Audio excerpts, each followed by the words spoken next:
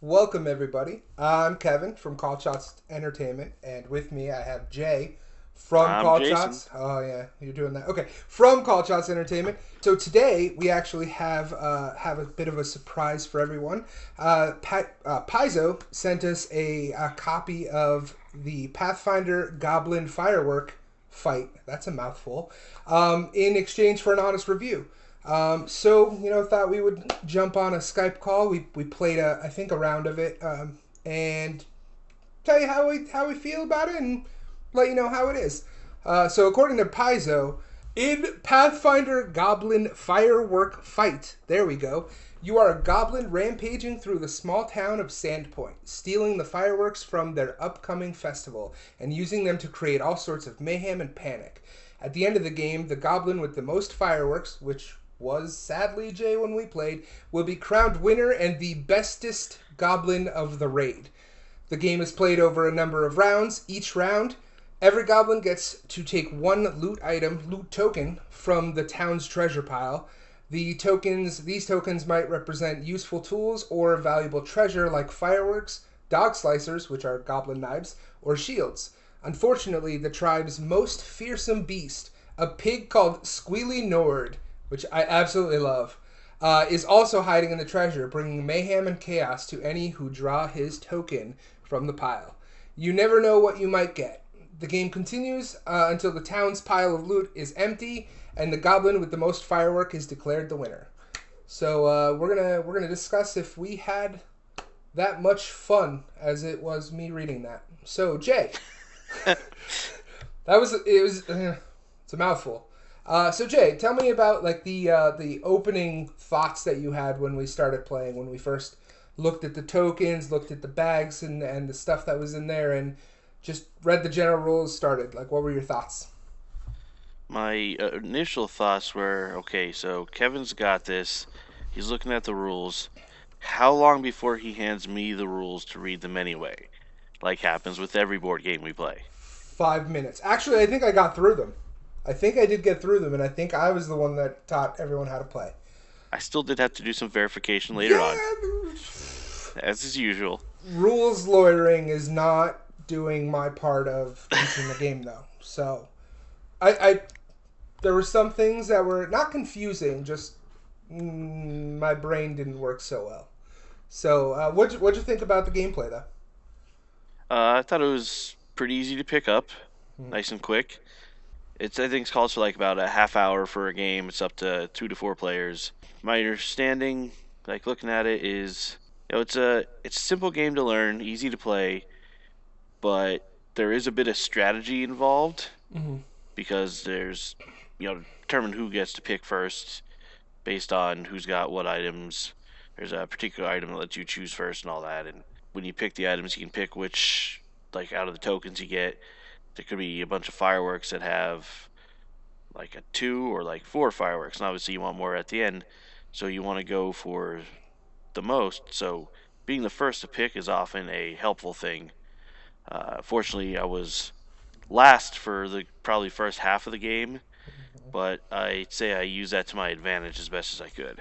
Yeah, yeah, and to add on, I mean, I started getting only four fireworks because I was first the majority of the first half of the game, and I think that screwed me in the end because by the time we got to like halfway point, you and Mike were both just stealing from me consistently. Which I mean, you take the most fireworks, you're putting a target on your back. So there is that strategy to it. I liked, and as you said, it was simple to learn, but like there is some strategy to it, but it's not too difficult that you can't just learn it in 20 minutes, play a game, and then just pick it up and have fun with it. Like there's no in depth like I have to think about my moves strategy. It's quicker in my opinion. You're just on the fly thinking. You gotta think on your toes. So it's not like too difficult. Yeah, and what works for it too is being that it's so easy to set up, such a quick game and all that. If you're at a convention or something and you're sitting in a queue, you're waiting for your society session to muster up, you can be sitting there, use the bag that they give you in the game Mm-hmm. to make a nice easy carry all for all the pieces. Instead of carrying the box around, you just shove it in your bag, plop it all out on the floor while you're waiting for it to go and knock out a game or so in between arrival and muster time. Yeah, absolutely. I agree, and then that's one of the things I saw when I unboxed it was there was that nice bag, and you use it for the game, so it's not like you're just having a carry bag. It's part of the game, but then you could use it as carrying or storage. I had fun with the game, and I know that there's advanced rules. I think one of the things I read was like they have like specialty goblins with it and different like chaos cards. Yeah, I think they're named goblins. Mm-hmm. I would have liked to try an advanced game. I think it was pretty late when we were playing, so I did get a good grasp of the game, but I'm excited to try the advanced mode, which that says something about the game when you want to play it again. So I think that might be worth something to someone. I think maxing out the players too would help get a little extra in there and spread things out a bit more also. Yeah, yeah. Overall, I thought it was a great time. I know Mike's not a huge board game guy, and I think he still was able to play it and enjoy it for when we did play, even though he probably won't admit it because it's not Monopoly, But I feel like it's one of those games that I think anyone can enjoy it. If you're a Pathfinder fan or a Paizo fan or not, yeah, it's still an interesting game. It's almost like a not social deduction, but it's like one of those games that pits people to get against each other, which I think automatically makes some fun because you can gang up on your friends if you want. Try to be the goblinest, the bestest goblin in the raid. It's definitely more of a strategy game than a social deduction type game because you all know what everyone else is taking because it's all open for you to see. So it's not. It's definitely just building strategy around how you're picking your pieces and what you're building for your personal loot treasure pile in order for when you get to the end game. Which I'm glad about because I got really burnt out on all those social deduction games all the time too. We who played can tell who's played lying? so many for so long, yeah. So it's not having to go super deep into the game in order to enjoy it. I think can speak to the longevity of being able to play just quick, easy, fun game. And that's the thing is and like I said before, it's something you can pick up and play. I like that part of it. Games are quicker. It's not a 3-hour long board game where you're putting tiles and pieces and puzzles and building a spaceship out of clay so that you can fly it to defeat the big monster. It's a bunch of tokens, a bunch of cards, and a bag, and that's all you're doing. You're pulling stuff out of the pile, stealing from people. 10 rounds, I think it ends up being, and you're done. And even the end rules, simple. Count how many fireworks you have. If you have a special card that says how many green ones you have gets doubled, it gets doubled. It's super simple, but I feel like the more you play, the more you can get different results because of those cards, which I thought was cool.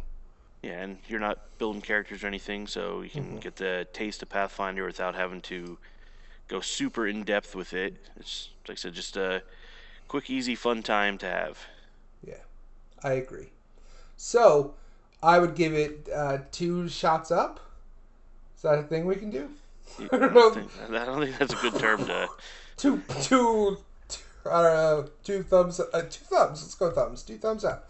I enjoyed it a lot better than some of the other games that I've played. So I think that that wraps it up. I think we talked about it. Is there anything else you wanted to talk about with the game or add? Yeah. Go for it. Game is available now on Paizo's website, Paizo.com. Price we're showing here listed for is $29.99, so you can pop on there and get it. That's for the physical box. And yeah, fight over some fireworks. Definitely. So, Jay, thanks for jumping in on the call and playing the game with me and allowing me to take lead on this because I never get to do this kind of stuff. So I appreciate you being here. And thanks for coming. Shout out to Paizo and check out their stuff. Paizo.com. Thanks everybody for stopping by and watching this video of our review. If you like this review, and I think we did another one previous, if you like all that stuff, you can check out more reviews because there's probably going to be more because that's what we do. So you can check those out in the future, callshotsentertainment.com. And, thanks, Paizo, for sending this to us. We really enjoyed it. Check us out on Twitter and follow us for more stuff. We do things, and it's fun. Jay, you want to say goodbye? Bye, everybody.